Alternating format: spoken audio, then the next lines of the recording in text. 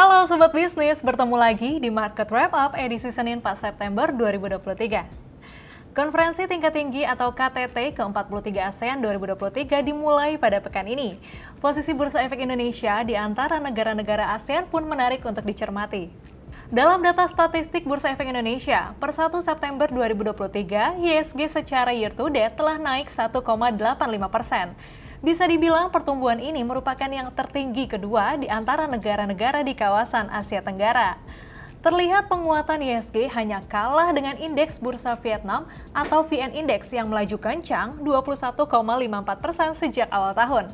Belum lama ini, firma audit dan akuntansi Ernst & Young atau EY juga mencatat pasar modal Indonesia bersinar terang dalam hal penawaran umum perdana saham atau Initial Public Offering atau IPO hingga semester 1 2023. EY mencatat Indonesia memimpin Bursa Asia Tenggara dengan menjadi tuan rumah untuk 45 IPO pada paruh pertama 2023 dengan total pendapatan 2,2 miliar US dollar atau setara 33 triliun rupiah. PT Trimegah Bangun Persada Tbk atau NCKL menjadi perusahaan dengan perolehan dana IPO terbesar di semester 1 2023, yakni sebesar 9,99 triliun rupiah. EY Indonesia Strategi and Transaction Partner Sahala Situmorang mengatakan, secara keseluruhan pasar IPO telah mengalami pertumbuhan luar biasa dari tahun ke tahun. Sahala menjelaskan, sektor yang paling populer untuk go public adalah sektor industri dan material yang didorong oleh pesatnya industrialisasi di Indonesia dan meningkatnya jumlah perusahaan yang ingin memanfaatkan peluang melimpahnya sumber daya alam Indonesia. EY memperkirakan momentum ini akan berlanjut untuk ekuitas dan pasar modal Indonesia pada kuartal berikutnya. Di sisi lain, berdasarkan catatan Deloitte selama semester 1 2023, Indonesia mencatatkan 45 IPO di ASEAN. Jumlahnya menjadi yang terbanyak di ASEAN. Tidak hanya itu, kapitalisasi pasar IPO Indonesia menjadi yang terbesar di kawasan, yakni senilai 15,6 miliar US dollar.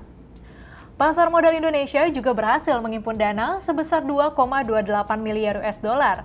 Disusul Thailand 517 juta US dollar, Malaysia 369 juta US dollar, Singapura 21 juta US dollar, Filipina 59 juta US dollar, dan Vietnam 2 juta US dollar. Ada lagi nih prestasi Bursa Efek Indonesia di tingkat ASEAN. Sebanyak 4 emiten dari Indonesia juga mengisi daftar 10 IPO di Asia Tenggara selama semester 1 2023. IPO terbesar di ASEAN hingga semester 1 2023 adalah IPO NCKL sebesar 683 juta US dollar, disusul di posisi kedua PT Merdeka Baterai Materials Tbk atau MBMA 627 juta US dollar, posisi ketiga PT Pertamina Geothermal Energy Tbk atau PGEO sebesar 594 juta US dollar dan posisi 8 PT VKTR Teknologi Mobilitas Tbk atau VKTR sebesar 58 juta US dollar. Ya Sobat Bisnis, itu sekilas mengenai potret pasar modal di negara-negara ASEAN. Ayo kita dukung perhelatan KTT ke-43 ASEAN di Jakarta. Oke, kita lanjut ke informasi lainnya. Kali ini kita akan ngulik emiten-emiten pertambangan logam. Setuju nggak sih Sobat Bisnis kalau emiten pertambangan logam sedang berjibaku untuk melanjutkan tren pertumbuhan pendapatan dan laba pada semester 1 2023? Apalagi nih kondisi sedang terjadi di tengah merosotnya harga komoditas logam industri. Ya, meski begitu, emiten yang memproduksi emas dinilai punya prospek yang masih solid hingga akhir tahun ini. Berdasarkan data yang kami himpun, ada 10 emiten tambang logam yang sudah menyampaikan laporan keuangan semester 1 2023. Sayang, hanya 3 emiten yang membukukan pertumbuhan pendapatan dan laba bersih selama paruh pertama tahun ini. 3 perusahaan tersebut yakni PT Aneka Tambang Tbk, PT Vale Indonesia Tbk, dan PT Bumi Research Mineral Tbk. Nah, nasib berbeda dialami oleh PT Timah Tbk yang mengalami penyusutan pendapatan dan laba bersih semester 1 2023. Sementara itu, PT Trimegah Bangun Persada Tbk membukukan penurunan laba bersih kendati penjualan meningkat tajam. Konon kinerja pendapatan dan laba bersih emiten tambang nikel, emas, tembaga, dan logam industri lainnya terdampak oleh volatilitas harga komoditas di pasar global. Setidaknya seperti yang diungkapkan Korporat Sekretari Antam Syarif Faisal Al-Qadri.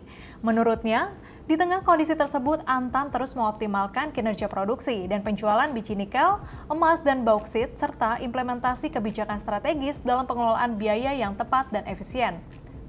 Di sisi lain, Head of Research OCBC Sekuritas, Budi Rustanto, mengatakan pihaknya melihat bullish terhadap komoditas mineral yakni nikel dan emas.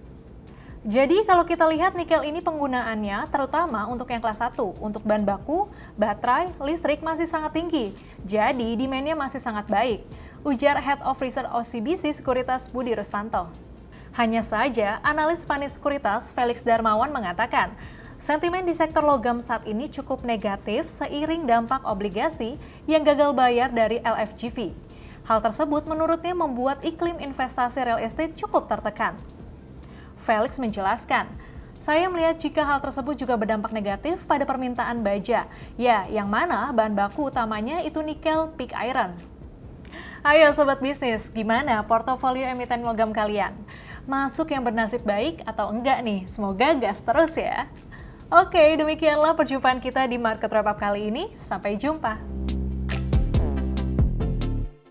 Sobat Bisnis, tayangan ini tidak bertujuan mengajak, membeli, atau menjual saham tertentu.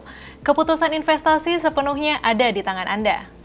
Kami tidak bertanggung jawab terhadap segala kerugian maupun keuntungan yang timbul dari keputusan investasi Anda.